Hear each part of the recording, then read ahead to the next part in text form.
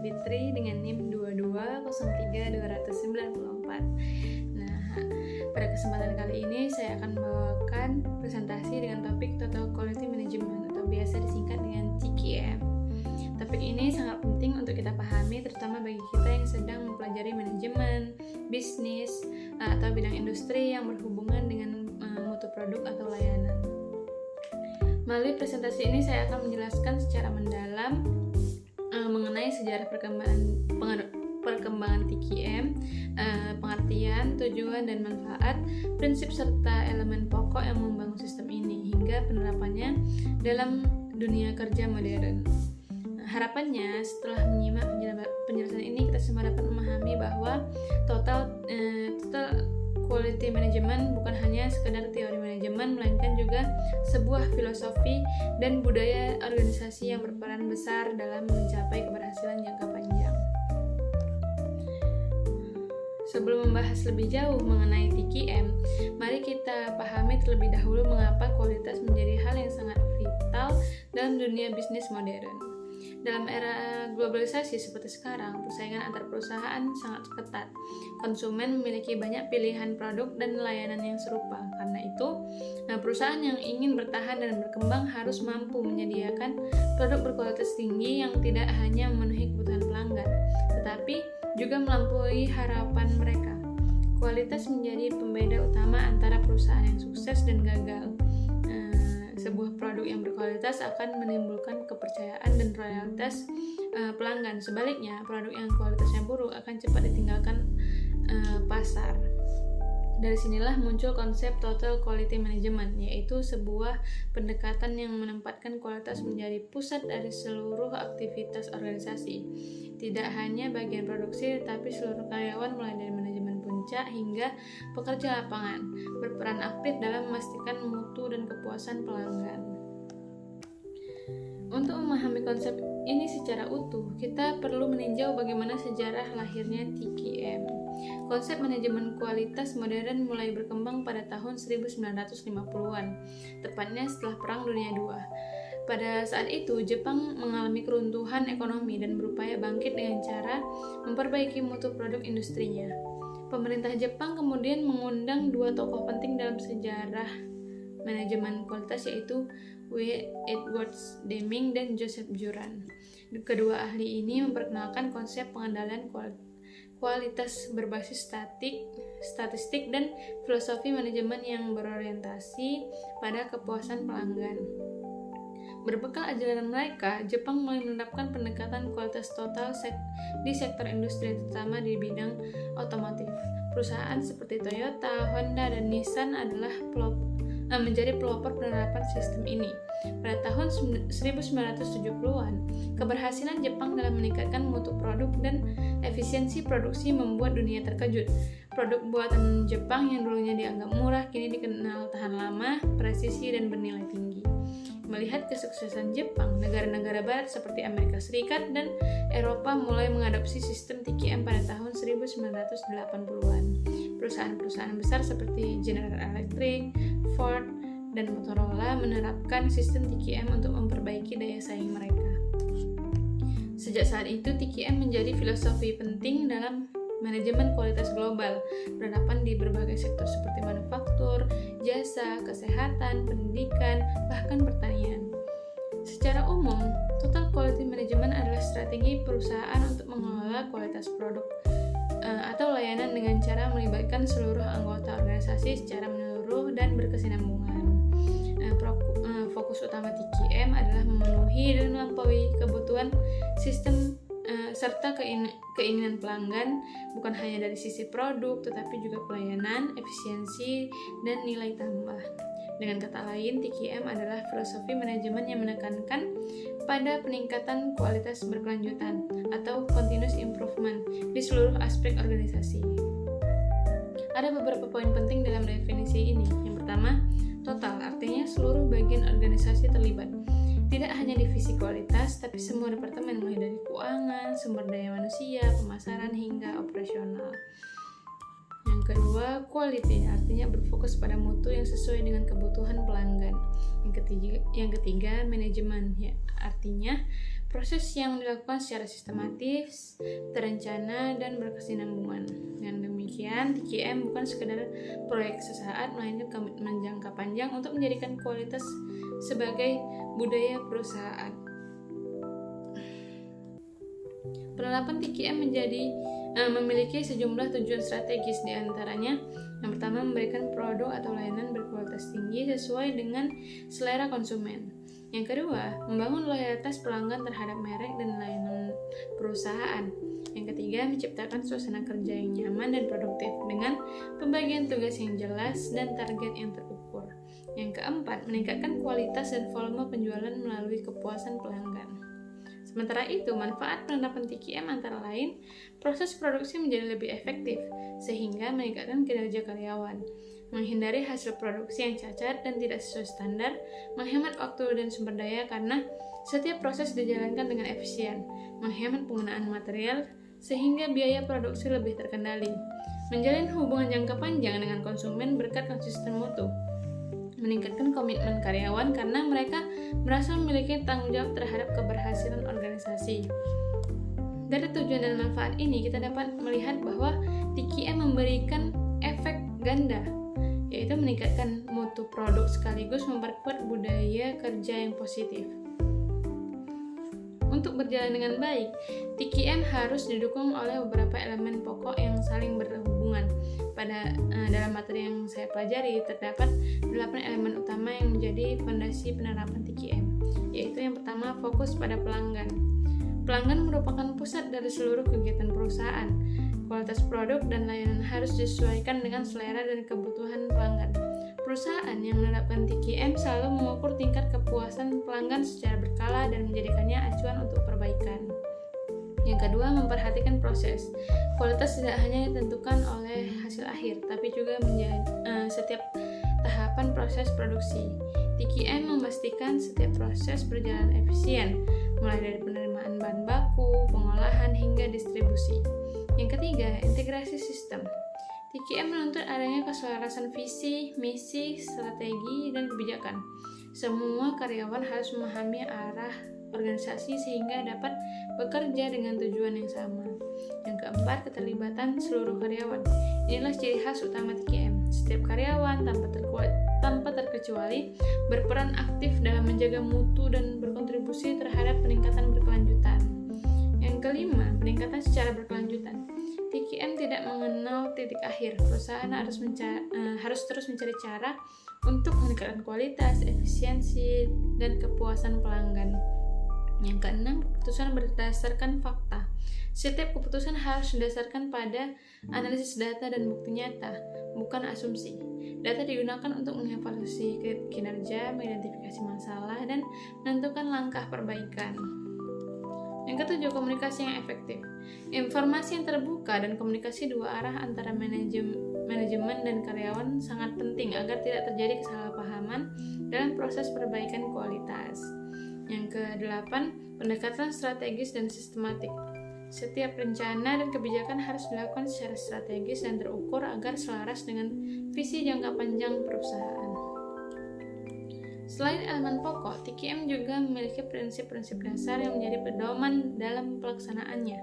Antara lain, yang pertama, fokus pada pelanggan, kedua, keterlibatan semua orang, ketiga, pendekatan proses, keempat, pendekatan berkelanjutan, kelima, pengambilan keputusan berbasis data, keenam, kepemimpinan yang kuat, ketujuh, hubungan saling menguntungkan dengan pemasok.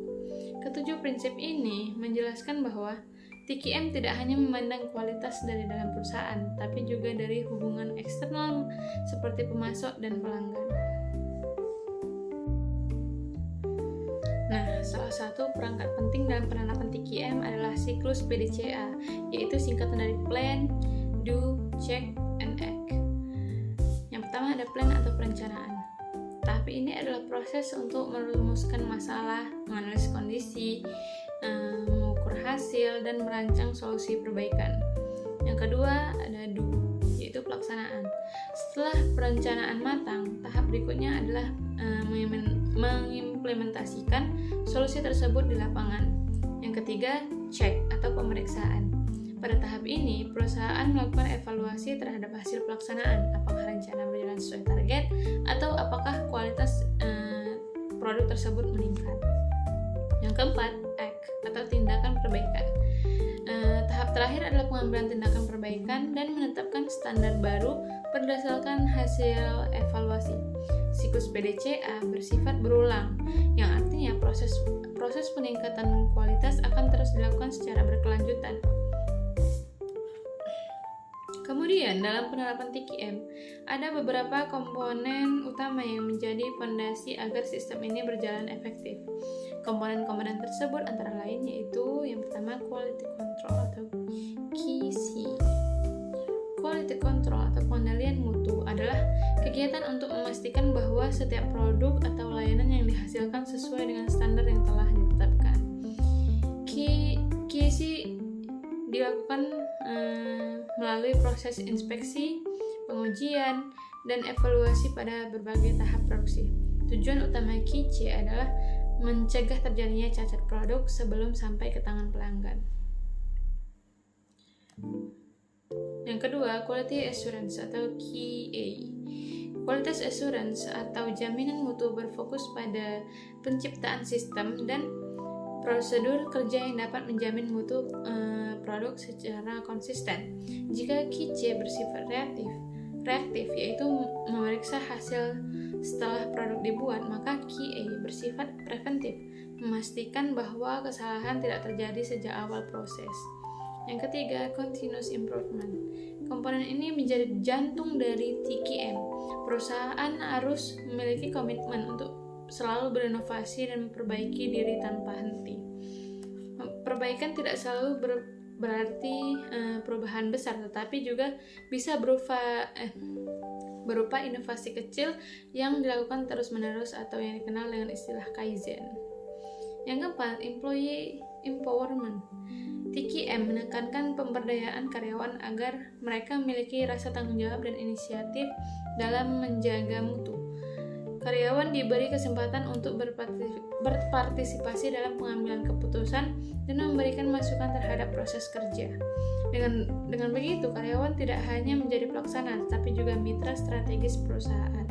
Yang kelima, customer satisfaction. Tujuan akhir dari seluruh kegiatan TQM adalah kepuasan pelanggan. Kepuasan ini tidak hanya diukur dari kualitas produk, tetapi juga dari kecepatan pelayanan, keandalan sistem, dan pengalaman pelanggan secara keseluruhan. Dalam menilai sejauh mana TQM berhasil diterapkan, ada beberapa kriteria utama yang bisa dijadikan tolak ukur. Yang pertama, kepuasan konsumen. Konsumen adalah indikator utama dalam menilai keberhasilan TQM. Jika pelanggan merasa puas dan terus membeli produk perusahaan, maka hal itu menunjukkan bahwa sistem TQM berjalan dengan baik. Sebaliknya, meningkatnya jumlah keluhan atau penurunan loyalitas pelanggan menjadi tanda bahwa perlu ada evaluasi terhadap sistem manajemen kualitas. Yang kedua, struktur tim kerja. Organisasi dengan struktur yang jelas, pembagian tugas yang proporsional, dan komunikasi yang efektif biasanya memiliki penerapan TQM yang kuat. Struktur kerja yang baik memungkinkan koordinasi antar bagian berjalan lancar sehingga mutu produk dapat dijaga secara konsisten. Yang ketiga, keterlibatan pegawai. Salah satu ciri khas TQM adalah partisipasi aktif seluruh karyawan. Apabila hanya sebagian kecil yang terlibat dalam upaya peningkatan mutu, maka penerapan TQM belum bisa dikatakan sempurna. Keterlibatan ini bisa dilihat dari partisipasi dalam rapat mutu, pelatihan, hingga usulan perbaikan. Yang keempat, komitmen bekerja. Komitmen adalah faktor kunci keberhasilan TQM. Ketika karyawan memiliki rasa tanggung jawab dan motivasi tinggi, maka mereka akan secara sukarela menjaga kualitas pekerjaannya. Sebaliknya, jika semangat kerja menurun, kualitas produk pun akan terpengaruh oleh hal tersebut. Yang kelima, fokus pada konsumen. TQM dinilai berhasil jika semua aktivitas dalam perusahaan diarahkan untuk memberikan nilai terbaik bagi pelanggan. Mulai dari perencanaan produk, proses produksi, hingga layanan purna jual, semua berorientasi pada kebutuhan konsumen. Yang keenam, pendidikan dan pelatihan. Perusahaan yang baik tidak hanya menuntut karyawan untuk bekerja keras, tetapi juga menyediakan pelatihan dan pendidikan berkelanjutan. Pelatihan ini membantu karyawan memahami standar mutu, menguasai teknologi baru, dan memperbaiki kinerja mereka dari waktu ke waktu. Yang ketujuh, kualitas perencanaan. Kualitas perencanaan yang matang akan menentukan bagaimana TQM dijalankan. Perusahaan yang memiliki rencana kerja terstruktur dan berbasis data akan lebih mudah mencapai target mutu yang diinginkan. Nah, agar lebih konkret, mari kita bahas bagaimana TQM diterapkan dalam berbagai industri dan sektor. Yang pertama, industri otomotif. Contohnya yaitu Toyota. Toyota adalah salah satu contoh perusahaan yang sukses besar karena menerapkan TQM. Mereka mengembangkan filosofi Toyota Production System yang berakar dari prinsip Kaizen, yang artinya perbaikan terus-menerus. Setiap karyawan di Toyota, dari pimpinan hingga pekerja di jalur produksi, memiliki tanggung jawab terhadap kualitas. Bahkan, setiap pekerja berhak menghentikan jalur produksi apabila menemukan cacat agar masalah bisa diperbaiki segera. Pendekatan ini terbukti efektif. Toyota menjadi simbol efisiensi dan mutu dalam industri otomotif global. Yang kedua, industri elektronik. Contohnya yaitu Sony. Sony menerapkan TQM melalui sistem pengendalian kualitas produk elektronik seperti televisi, kamera, dan perangkat audio. Setiap tahapan produksi dilengkapi sistem inspeksi ketat. Sementara masukan dari pelanggan digunakan untuk merancang generasi produk berikutnya. Hasilnya, Sony dikenal sebagai perusahaan dengan standar mutu tinggi dan daya tahan produk yang luar biasa. Yang ketiga, industri jasa dan kesehatan. Tidak hanya di sektor manufaktur, TQM juga diterapkan dalam bidang pelayanan publik dan kesehatan. Misalnya, rumah sakit yang menerapkan TQM akan memastikan setiap pasien mendapatkan pelayanan cepat, aman, dan profesional. Mereka juga mengumpulkan data kepuasan pasien untuk dijadikan dasar peningkatan pelayanan. Pendekatan seperti ini terbukti mampu meningkatkan kepercayaan masyarakat terhadap lembaga kesehatan tersebut. Yang keempat, sektor pendidikan. Banyak lembaga pendidikan kini juga menerapkan prinsip TQM.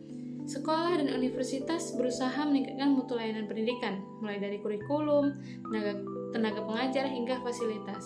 Kepuasan siswa dan orang tua menjadi indikator utama keberhasilan TQM di dunia pendidikan. Yang kelima, sektor pertanian dan agribisnis. Dalam bidang pertanian, TQM digunakan untuk memastikan kualitas hasil pertanian sesuai standar nasional maupun internasional. Contohnya, perusahaan ekspor buah dan sayur menggunakan TQM untuk menjaga konsistensi kualitas produk, kebersihan, dan keamanan pangan agar mampu bersaing di pasar global.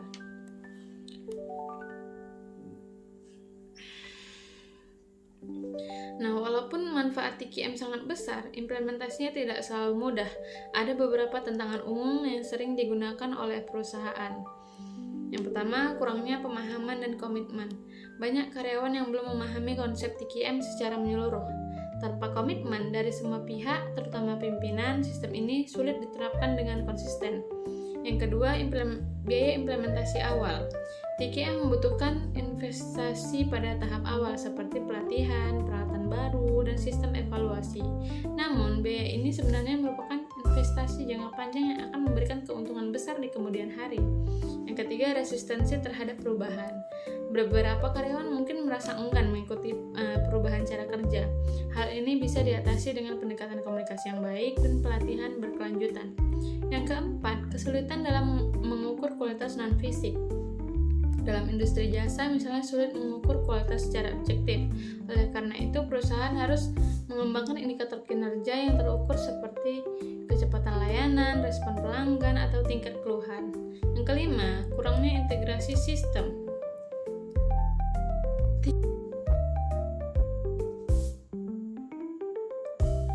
TQM membutuhkan sistem terintegrasi antara departemen. Jika masih ada sekat-sekat antara bagian, koordinasi menjadi sulit dan berbagian kualitas tidak optimal. Nah, setelah kita membahas seluruh aspek total quality management, dapat kita simpulkan bahwa TQM bukan sekedar metode manajemen, tetapi merupakan budaya organisasi yang menekankan pada kualitas, keterlibatan, dan perbaikan berkelanjutan. TQM menuntut seluruh karyawan dari level terendah hingga tertinggi untuk berkomitmen terhadap mutu dan keputusan pelanggan. Melalui prinsip-prinsipnya, TQM membantu perusahaan meningkatkan efisiensi, mengurangi pemborosan, meningkatkan produktivitas, dan yang paling penting membangun kepercayaan pelanggan.